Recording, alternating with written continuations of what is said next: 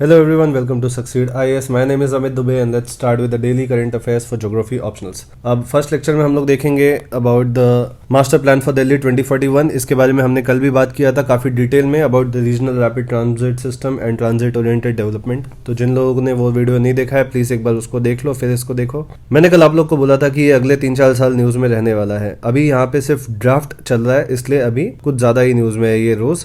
अभी यहाँ पे इस आर्टिकल में ये बात हो रहा है कि मैं भी दिल्ली नाम का कैंपेन चल रहा है जहाँ पे ये लोग बोल रहे हैं कि 45 डेज से और एक्सटेंशन दो सजेशंस के लिए सिटीजन्स को ताकि और ज़्यादा सजेशंस आ पाए for master plan for Delhi 2041. हम लोग ने भी देख लिया कि अभी तक regional rapid transit system and transit oriented development detail में. अब अगर मान लो आपको सजेशन देना है या एग्जाम में एक क्वेश्चन आता है आपका भी सजेशन मांग रहे हैं वो लोग about the master plan for Delhi 2041, तो आपको किस डायमेंशन में सोचना है ज्योग्राफी ऑप्शनल के हिसाब से. कनेक्टिविटी की बात हो गई RRTS और TOD से. दूसरा you can talk about Delhi का specific problem air pollution, water pollution. Water pollution क्योंकि यमुना रिवर जो है, सपोज ये दिल्ली है, यमुना रिवर जो है यहाँ पे ओखला तक इसको बोलते हैं अपर यमुना. जस्ट आफ्टर ओखला यमुना बहुत ज़्यादा पॉल्यूटेड हो जाती है क्योंकि ये इंडस्ट्रियल रीजन है एंड पॉल्यूटेड वाटर डिस्चार्ज होता है. तो यमुना तो ओखला के जस्ट बाद यमुना बहुत ज़्यादा पॉल्यूट हो जाता है. मुझे एग्जैक्ट फिगर नहीं याद है पर मैं आपसे शेयर करूंगा कल के लेक्चर में कि क्या एग्जैक्ट लेवल है पॉल्यूशन का ओखला के बाद. तो वाटर पॉल्यूशन से रिलेटेड आप बात कर सकते हो. एयर पॉल्यूशन से रिलेटेड कुछ तो गवर्नमेंट ने स्कीम्स लाए थे जैसे ऑड इवन स्टबल बर्निंग के ऊपर कुछ सजेशंस आए थे. आपको कुछ इनोवेटिव सॉल्यूशंस और देना चाहिए. एक ये. फोर्थ हम लोग बात कर सकते हैं अबाउट गार्बेज डिस्पोजल. कल के वीडियो में भी धलाउस के बारे में बात हुआ था. धलाउस 3 वॉल्ट स्ट्रक्चर है जहाँ पे आप सीधा कचरा फेंकते हैं दिल्ली में. कल के वीडियो में भी मैंने इसके बारे में बात कर लिया था, प्लीज़ एक बार उसको देख लेना. तो गार्बेज डिस्पोजल, ई वेस्ट डिस्पोजल, इन पे आप कुछ सॉल्यूशंस प्रोवाइड कर सकते हैं. प्लस और आप दिल्ली के बारे में क्या सजेशन दे सकते हैं. सिर्फ जिन लोगों ने मंथली मैगजीन का वीडियो देखा था जो मेरा फर्स्ट वीडियो था about the monthly current affairs magazine, उसमें हमने बात किया था स्पॉन्ज सिटी कंसेप्ट के बारे में and China is heavily investing on this concept. China में आपको मैंने बताया था एक example city of Harbin. City of Harbin में China sponge city concept implement कर रहा है. स्पॉन्ज सिटी का कंसेप्ट एक बार देख लो, वो इंपॉर्टेंट है. अगर आपने नहीं देखा है वो वाला वीडियो तो आप सक्सीड IAS के चैनल पे जाके वीडियोस वाले सेक्शन में मंथली मैगजीन वाला वीडियो देख लो. तो मास्टर प्लान फॉर दिल्ली 2041 का एक अलग से नोट्स बना के विथ योर सजेशंस, रिकमेंडेशंस, जो सजेशंस पब्लिक के आ रही हैं उनको ऐड करो. क्या इश्यूज हैं इम्प्लीमेंटेशन में, क्या दिल्ली के स्पेसिफिक प्रॉब्लम्स हैं, ये सब नोट डाउन करो एक पॉइंट में. एग्जाम में आपको बहुत हेल्प आएगा. सिर्फ ज्योग्राफी ऑप्शनल में नहीं, ये आपके GS पेपर्स के लिए भी इंपॉर्टेंट है. अब नेक्स्ट आर्टिकल है अबाउट लक्षद्वीप. अब जो लक्षद्वीप काफी टाइम से न्यूज में चल रहा है बट जो एक्चुअल न्यूज है वो पूरा पॉलिटिकल चल रहा है इसलिए हम लोग को इससे इंपॉर्टेंट नहीं है. आपको लक्षद्वीप क्यों इंपॉर्टेंट है? Lakshadweep is important for map marking locations in paper 2. तो यहाँ पे देख लेते हैं कुछ इंपॉर्टेंट लोकेशंस जो UPSC ऑलरेडी पूछ चुकी है एंड बहुत बार रिपीट भी हो चुका है एंड अगेन इसके रिपीट होने के चांसेस बहुत ज्यादा है. कौन से लोकेशंस बार बार आते हैं? कवरत्ती आइलैंड्स, ये कैपिटल है आपका लक्षद्वीप का. Androth island, Kalpeni, Kiltan, Amini and Agatti.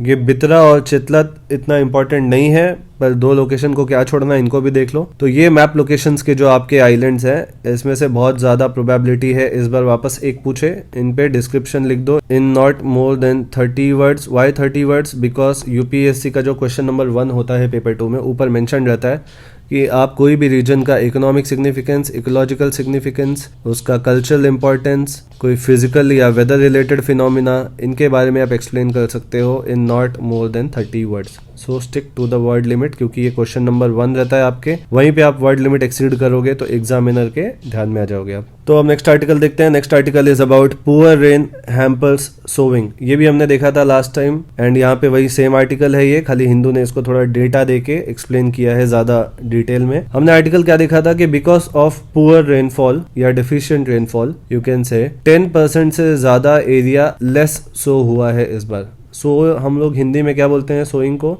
हिंदी में बोलते हैं बुआई. बुआई मतलब सीड्स को प्लांट करना फील्ड के अंदर, इसको बोलते हैं सोइंग. एंड रीपिंग बोलते हैं हिंदी में कटाई को. तो इस आर्टिकल में काफी ज्यादा डेटा दिया है. हम लोग को किससे मतलब है कि यहाँ पे बोला गया है कि deficient rainfall in Uttar Pradesh, that is western Uttar Pradesh, eastern Rajasthan, Gujarat, Saurashtra and Kutch and Kerala. यहाँ पे मानसून जो है काफी डेफिशिएंट रहा है इन जुलाई, नॉट इन जून। जून में मानसून ऑलमोस्ट नॉर्मल रहा है, ये डेफिशिएंट हुआ है जुलाई फर्स्ट वीक में, दैट इज 1 to 8, 9 तक। एंड आप लोग के दिमाग में क्वेश्चन आना चाहिए कि जो मैं यूज कर रहा हूँ वर्ड्स नॉर्मल, डेफिशिएंट, इसका डेफिनेशन क्या है, किसको हम लोग नॉर्मल मानसून बोलेंगे, किसको डेफिशिएंट बोलेंगे, पहले ये देख लेते हैं। सी, नॉर्मल मानसून को आईएमडी ने क्या डिफाइन किया है कि जो भी मानसून लॉन्ग पीरियड एवरेज का 96 to 90 to 104% होता है, उसको हम लोग बोलते हैं नॉर्मल मानसून। नाउ अब ये लॉन्ग पीरियड एवरेज क्या है, प्रीवियस 50 ईयर्स का, दैट इज 1951 से लेके 2001 तक का जो एवरेज रेनफॉल है, कितना है ये, 88 सेंटीमीटर है। ये जो 50 ईयर्स का एवरेज रेनफॉल है, इसको हम लोग बोलते हैं लॉन्ग पीरियड एवरेज। तो इस लॉन्ग पीरियड एवरेज का रेनफॉल अगर 96 to 104% के रेंज में रहता है तो we call it normal monsoon. And यही रेनफॉल अगर 90 to 96% रहता है of long period average, we call it as below normal monsoon. And अगर ये 90% से कम रहता है तो we call it as deficient monsoon. And अगर ये 104 से 110 रहता है तो we call it as above normal monsoon. And अगर ये 110% से ज़्यादा होता है तो we call it as excess monsoon. So ये आपका डेफिनेशन है, ये प्रीलिम्स के लिए इंपॉर्टेंट हो सकता है। तो ये थे आपके कुछ इंपॉर्टेंट फैक्ट्स। एंड इसमें क्या बोला गया है कि 10% लेस एरिया शो हुआ है इस बार खरीफ क्रॉप्स का। एंड वो क्रॉप्स जो आपके paddy, cold serial, pulses, oil seeds, इनका 10% एरिया लेस हुआ है सोइंग में। एंड कहाँ पे लेस हुआ है उस स्पेसिफिक स्टेट्स का नाम दिया गया है। जहाँ पे ग्रीन है वहाँ पे लेस नहीं है, वहाँ पे ज़्यादा है। पंजाब में 4% ज़्यादा है, तेलंगाना में ज़्यादा है। पर ये जो स्टेट्स हैं रेड में आपके, इसमें पैडी कम हुआ है, इसमें कोल्ड सीरियल्स कम हुए हैं सेकंड वाले लिस्ट में। यहाँ पे पल्सेस के एरिया कम है सोन के, एंड यहाँ पे ऑयल सीड्स के कम है। तो ये डेटा आई वोंट से कि इसको बहुत ज़्यादा आप लोग मेमोराइज करो या याद करो, ये इतना इंपॉर्टेंट नहीं है। आपके लिए इंपॉर्टेंट है कि ये पर्टिकुलर रीजन्स जहाँ पे डेफिसिट हुआ है, क्योंकि यूपीएससी जनरली हर ऑल्टरनेट ईयर्स एक क्वेश्चन पूछता है पेपर 2 में 10 मार्क्स के लिए कि इस पर्टिकुलर ईयर में मानसून का ट्रेंड क्या रहा है। तो आप यहाँ पे लिख सकते हो कि जुलाई में इन पर्टिकुलर रीजन्स में लेस हुआ है और डेफिशिएंट मानसून हुआ है। एंड वहाँ पे डेफिनेशन भी दे दो। जून में ऑलमोस्ट पूरे इंडिया में नॉर्मल रेनफॉल हुआ है। ऐसे आप मानसून के जो 4 मंथ्स होते हैं, जून, जुलाई, अगस्त, सितंबर, उनको ब्रेक करके एक एक का डिटेल बता सकते हो, डायग्रामेटिकली बता सकते हो, फिगर बना के मैप पे, वो और भी ज्यादा इंप्रेसिव होगा। तो इस तरीके से आपको इस टॉपिक को प्रिपेयर करना है। नाउ नेक्स्ट आर्टिकल वापस से इंडिया चाइना टाइज के ऊपर, कल हमने वापस बात किया था एलएसी पे। ये टॉपिक 2 तरीके से आपसे रिलेटेड है आपके सिलेबस से। पहले देख लेते हैं कि आर्टिकल में क्या है। आर्टिकल में कुछ खास नहीं है। शंघाई कोऑपरेशन ऑर्गेनाइजेशन के साइडलाइंस में इंडिया एंड चाइना के एक्सटर्नल अफेयर्स मिनिस्टर्स ने मीटिंग किया है, जिसमें दोनों का स्टांस फिलहाल कुछ थोड़ा डिफरेंट है। जयशंकर ने बोला है कि because of border dispute India China का जो रिलेशन है वो नेगेटिवली इम्पैक्ट हुआ है। Whereas Chinese external affairs minister ने बोला है कि हम लोग इस बॉर्डर डिस्प्यूट को अप्रोप्रिएट पोजीशन में डिस्कस करेंगे एंड एक तरीके से टालने का बात किया है इन्होंने। तो इस आर्टिकल में यही है कि इंडिया और चाइना का फिलहाल स्टांस अलग अलग है। इंडिया चाहता है फिलहाल जल्दी डिस्कशन हो, इस पे कुछ हो। चाइना का बोलना है कि आराम से इसको डिस्कस करेंगे। एंड जयशंकर का बोलना है कि नेगेटिव इम्पैक्ट हो रहा है, इसलिए बाकी बायलैटरल रिलेशंस में भी नॉर्मलसी आने में प्रॉब्लम होगी, इसलिए इसको जल्दी निपटाते हैं। आपके लिए ये कैसे इंपॉर्टेंट है? फर्स्ट, जियोपॉलिटिक्स के हिसाब से इंपॉर्टेंट है पेपर 2 और 1 दोनों में। सेकंड, आपके ये लोकेशंस जो मैंने बोले हैं, Gogra hot springs, Depsang, Demchok, Pangong lake, ये सारे लोकेशंस मैप मार्किंग के लिए इंपॉर्टेंट है, इनको प्रिपेयर कर लो। लास्ट 2-3 लेक्चर से भी ये चीज डिस्कस हो रही है। एंड मंथली मैगजीन का जो पार्ट 2 है उस पे भी हमने मैप मार्किंग में ऑलमोस्ट ये सारे लोकेशंस देखे हैं, तो वो वीडियो भी देख सकते हो डिस्क्रिप्शन के लिए। एंड यहाँ पे दोनों ने, Jaishankar and Chinese counter part ने ये एग्री किया है कि ये दोनों कंट्रीज के लिए लॉन्ग टर्म में ऑफकोर्स फेवरेबल नहीं है एंड हेंस इसको सॉल्व करना is important because India and China ये दोनों अपने साउथ एशियन रीजन के हैवी वेट्स हैं एंड इन दोनों कंट्रीज के ऊपर पूरे साउथ एशिया का एक तरीके से डेवलपमेंट डिपेंडेंट है। फॉर एग्जाम्पल, जो south Asian association for regional corporation, ये आपकी बॉडी है सार्क, इसमें इंडिया पाकिस्तान दोनों हैवी वेट्स हैं। एंड इंडिया एंड पाकिस्तान के डिस्प्यूट की वजह से पिछले 3-4 साल से SAARC is almost non functional. इस बॉडी का कोई फंक्शन नहीं हो रहा है ठीक से। एंड जो ये साउथ एशियन रीजन है ये पूरे वर्ल्ड में among the least developed regions में से आता है। तो अगर 2 हैवी वेट कंट्रीज के बीच में बायलैटरल रिलेशंस अच्छे नहीं है तो वो पूरे रीजन को अफेक्ट करते हैं, इसलिए it is important to solve this dispute. अगले आर्टिकल में फिर से it's about our external affairs minister Jaishankar. इन्होंने Afghan president and US deputy national secretary के साथ मीटिंग किया है। अब एक चीज आप देखोगे, पिछले 3-4 दिन से हम लोग अफगानिस्तान डिटेल में देख ही रहे हैं, एंड 13 या 14 जुलाई को मैंने आपको अफगानिस्तान का जियोपॉलिटिक्स पेपर 2 से कैसे रिलेटेड है, आपको एग्जाम में क्या लिखना है, कौन से पॉइंट्स पे आंसर लिखना है, ये मैंने आपको 14 या 13 जुलाई का बताया था। मुझे वीडियो एग्जैक्ट याद नहीं है, मैं यहाँ पे उसका लिंक डाल दूंगा आई बटन पे, उस वीडियो को देख लेना डिटेल में। ये पूरे अफगान सिनेरियो में एक चीज पॉइंट करने वाला है कि जयशंकर बहुत एग्रेसिवली इस मैटर को डील कर रहे हैं। ऑलमोस्ट हर दिन उनका मीटिंग या तो अफगान या तो यूएस या तो चाइनीज काउंटर पार्ट मॉस्को में जाके रशियन से, तो ये दिखाता है कि इंडिया का सीरियसनेस, कि कितना इंडिया सीरियस है अफगानिस्तान इशू को लेके। ऑफकोर्स होना भी चाहिए, क्योंकि ये वापस मैंने जैसे आपको बताया पूरे रीजन को डिस्टर्ब करने वाला न्यूज चल रहा है, पूरे साउथ एशियन रीजन इससे डिस्टर्ब हो सकता है, एंड यही मैंने वहां पे डिस्कस भी किया था। एंड वापस तालिबान पे ये न्यूज है स्पिन बोल्डक एरिया का, कल हमने इस पे डिस्कस किया था। आज पाकिस्तान अथॉरिटीज ने भी इसको कंफर्म किया कि हाँ, जो स्पिन बोल्डक का जो इम्पोर्टेंट बॉर्डर क्रॉसिंग है जो अफगानिस्तान से पाकिस्तान में आता है, वो अफगान के कंट्रोल में आ चुका है, एंड हेंस ये इस रीजन के लिए एक बैड न्यूज़ है। एंड ये जो अफगानिस्तान कैप्चर कर रहे हैं एरियाज, ये रीजन को कैसे इम्पैक्ट करता है आप यहाँ पे देख सकते हो कि जब इन्होंने स्पिन बोल्डक वाले रीजन में फाइटिंग स्टार्ट किया तो बहुत सारे सिविलियंस जो हैं अफगानिस्तान के, वो बॉर्डर क्रॉस करके पाकिस्तान में भागने के लिए, अराउंड 400 पीपल पाकिस्तान में घुसने के लिए बॉर्डर गेट्स पे आ गए। एंड जो पाकिस्तान के सिक्योरिटी फोर्सेस हैं उन्होंने बॉर्डर गेट को क्लोज कर दिया, एंड ये एक माइग्रेंट क्राइसिस को भी स्टार्ट कर सकता है अफगान का मैटर। एंड अगर माइग्रेंट क्राइसिस स्टार्ट हुआ तो ये इंडिया को भी इम्पैक्ट करेगा, प्लस जो टेररिस्ट वाले एक्टिविटीज़ हैं वो मैंने आपको बताया ही है, प्लस जो इनका ओपीएम ट्रेड है वया कराची पोर्ट, ये भी इम्पैक्ट करेगा, क्योंकि अब जब स्पिन बोल्डक इनके, सी दिस इज पाकिस्तान, यहाँ पे स्पिन बोल्डक है, इन लोगों ने ये बॉर्डर क्रॉसिंग ले लिया है, यहाँ पे कराची पोर्ट है। अब ये कराची पोर्ट से अपना ओपीएम ट्रेड करते हैं, अराउंड $100 बिलियन का इनका ओपीएम ट्रेड है। एंड जो आपका पंजाब एरिया में ड्रग ट्रैफिकिंग का पूरा केस है वो भी ऐसे ही अफगानिस्तान एंड पाकिस्तान से रिलेटेड है। एंड अभी अफगानिस्तान काफी दिन तक न्यूज में रहने वाला है, अब देखते हैं आगे ये डेवलपमेंट कैसा होता है अफगानिस्तान का, पर फिलहाल तो ये मैटर सीरियस होते जा रहा है।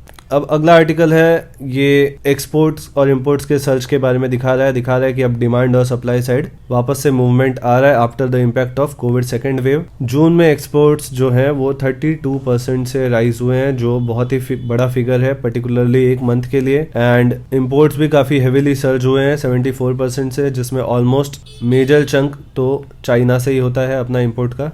ये डिटेल्स यहाँ पे आपको, ये फिगर्स बहुत ज़्यादा ज़रूरी नहीं है, आपको क्या करना है जो इकोनॉमिक सर्वे में जो फिगर्स हैं उनको लेना है, क्योंकि ये जून स्पेसिफिक, एक मंथ स्पेसिफिक लेके कोई फायदा नहीं है, पूरा ईयर स्पेसिफिक आपको इकोनॉमिक सर्वे में से डेटा को कलेक्ट करना है। ये जो ट्रेड रिलेटेड डेटा होते हैं आपके, import export, current account deficit, ये सब आपके ज्योग्राफी के लिए बहुत इंपॉर्टेंट होता है। आपको रीजन स्पेसिफिक ट्रेड्स के वैल्यूज पता होना चाहिए, जैसे साउथ एशियन रीजन में क्या हो रहा है, इंडियन ओशन रियाल में कितना पर्टिकुलरली ट्रेड है, साउथ चाइना सी से कितना ट्रेड पास होता है, इंपॉर्टेंट जो आपके स्ट्रेट्स हैं उनसे क्या हाल है। तो ये ट्रेड रिलेटेड जो डेटाज हैं आपको इन कंटेक्स्ट में याद रखने हैं। ओके, अब ये नेक्स्ट आर्टिकल में वापस ये आपके ग्लोबल वार्मिंग पे रिलेटेड एक एग्जांपल, आप इसको नोट डाउन कर सकते हो अपने नोट्स में। जर्मनी में फ्लड्स आए हैं, जर्मनी क्या पूरे वेस्टर्न यूरोप में बहुत जोरदार रेनफॉल हुआ है लास्ट कुछ दिनों में, एंड ये ऑलमोस्ट लास्ट 100 ईयर्स में जर्मनी में ऐसा फ्लड नहीं आया था। जनरली वेस्टर्न यूरोप में इतना फ्लड वगैरह उन्होंने कभी देखा नहीं अपने लाइफ में, क्योंकि वहाँ पे मॉनसून बहुत ही एवरेज होता है, ऐसा हैवी रेनफॉल ये रेयर सिचुएशन है। एंड इसको भी आप ग्लोबल वार्मिंग का या क्लाइमेट चेंज का एक इम्पैक्ट मान सकते हो, एंड इसको आप अपने एग्जाम्पल में नोट डाउन कर सकते हो। कल मैंने आपको ये क्लाइमेट चेंज के आंसर्स कैसे लिखने हैं वो बताया था, कि कैसे ये जो बहुत जेनरिक टॉपिक होते हैं, जो आपको लगता है कि यार ये तो ईजी टॉपिक है, पर इसमें कभी भी मार्क्स कम आते हैं, इसलिए इसमें अच्छे मार्क्स लाने के लिए आपको क्या करना है ये मैंने कल के वीडियो में बताया था, तो कल का वीडियो एक बार और देख लेना अगर आपने नहीं देखा है तो। एंड एक सजेशन आप लोग के लिए कि सिलेबस को अपने पास रखो, प्रिंट निकाल के सिलेबस को मेमोराइज कर लो। अगर आप 1-1.5 हफ्ते तक ये प्रैक्टिस करोगे कि जैसे मैं आपका लेक्चर लेता हूँ, जैसे मैंने अभी सपोज ये टॉपिक लिया जर्मनी में फ्लड का, आप सिलेबस खोलो एंड देखो कि ये कैसे उससे रिलेटेड है। सर ने तो बता दिया कि global warming and climate change से रिलेटेड है, और आप इसको कैसे रिलेट कर सकते हो। इन जनरल आप एक फ्लड को अलग से टॉपिक डिजास्टर मैनेजमेंट में फ्लड को देख सकते हो, एंड ये फ्लड जर्मनी में आया तो जर्मनी में कौन सा रिवर में बहुत ज्यादा फ्लडिंग हुआ है, जर्मनी का इम्पोर्टेंट रिवर है राइन। राइन के बारे में थोड़ा कि राइन कैसे जर्मनी के ट्रेड एंड कॉमर्स से रिलेटेड है, बहुत इंपॉर्टेंट रोल है राइन का जर्मनी में। तो आपको ऐसे अपने टॉपिक्स को खोलना है एंड उस पर नोट्स बनाओ, या बस आप रेगुलर प्रैक्टिस में अगर इसको करोगे तो वैसे ही आपका दिमाग इतना टू द पॉइंट चलेगा कि आप अपने टॉपिक से नहीं भटकोगे। एंड जिन लोगों को ये आर्टिकल्स एक बार रेफर करना है उनके लिए मैं ये टेलीग्राम चैनल पे शेयर कर दूंगा, तो टेलीग्राम चैनल का लिंक डिस्क्रिप्शन में। एंड आज फ्राइडे है तो आज गैप प्रोग्राम के भी क्वेश्चंस मैं अपलोड करूंगा। जिनको नहीं पता है कि गैप प्रोग्राम क्या है वो उनको मैं यहाँ पे एक जिस्ट दे देता हूँ। सी गैप प्रोग्राम जो है ये हमारा ज्योग्राफी आंसर राइटिंग प्रोग्राम है एंड ये टोटली फ्री है। मैं वीक में 2 दिन ज्योग्राफी ऑप्शनल के क्वेश्चंस पोस्ट करता हूँ वेबसाइट पे।